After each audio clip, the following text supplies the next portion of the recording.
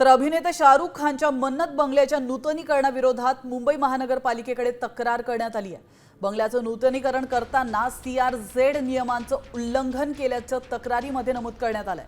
माहिती अधिकार कार्यकर्ते संतोष दौंडकर यांच्या तक्रारीनंतर महानगरपालिकेच्या पथकाकडून बंगल्याची पाहणी करण्यात आली आहे। तर दुसरीकडे बंगल्याचं नूतनीकरण नियमांना धरून करण्यात आल्याचं स्पष्टीकरण शाहरुख खानच्या टीमकडून देण्यात आलं।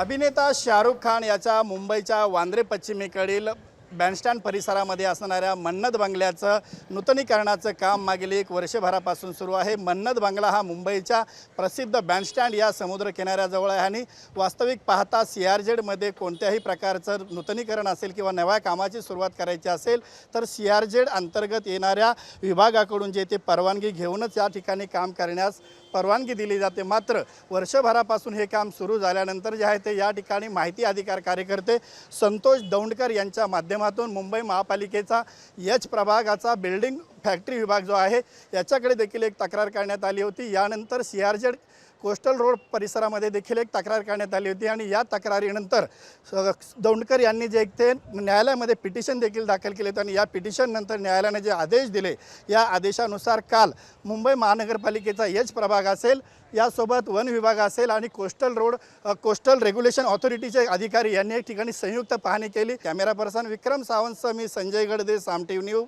मुंबई।